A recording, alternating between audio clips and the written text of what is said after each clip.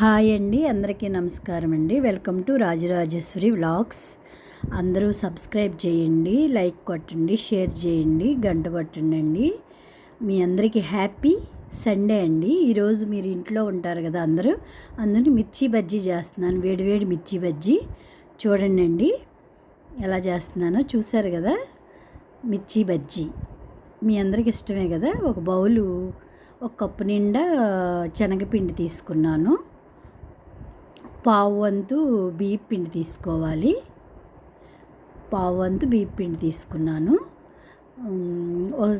Salt పావు spoon వేసాను. ఒక స్పూన్ కారం వేసుకున్నాను.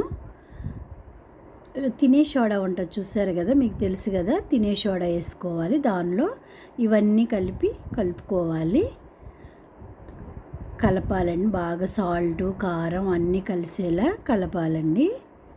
అయితే కొంచెం తగినంత ఆయిల్ కూడా వేసుకోవాలి. దానిలో ఉండలు రాకోకుండా కలుపుకోవాలి. అవి చక్కగా కలుపుకున్నాక వాటర్ పోసుకోవాలి. కొంచెం గట్టిగా కలపాలండి. మరీ జారుగా కలిపిన మిర్చి దానిలో పెట్టాలి కదా. చూసారు కదా ఎలా కలుపుకున్నానో. అలా కొంచెం స్మూత్గా చక్కగా గట్టిగా అలా కలుపుకోవాలి. ఇప్పుడు మిర్చి ఉంది కదండి, దానిలో మజ్జిగి కోసుకోవాలి. అలా ఘాట్లు పెట్టుకోవాలి మజ్జికి.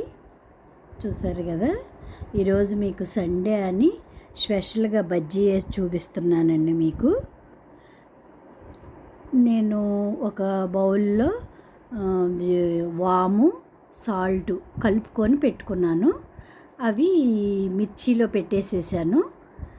కొంచెం అంటే తగినంతగా ఎక్కువ పెట్టకుండా కొంచెం కొంచెం పెట్టుకోవాలి.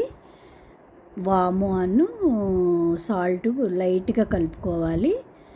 వేడివేడి నూనె కాగింది, దానిలో వేస్తున్నాను. చూడండి బజ్జీ.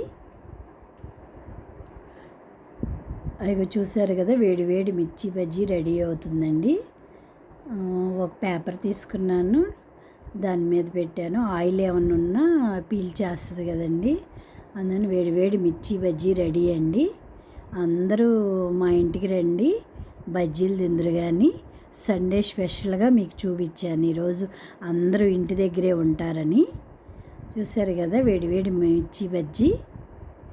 ఓకేనండి.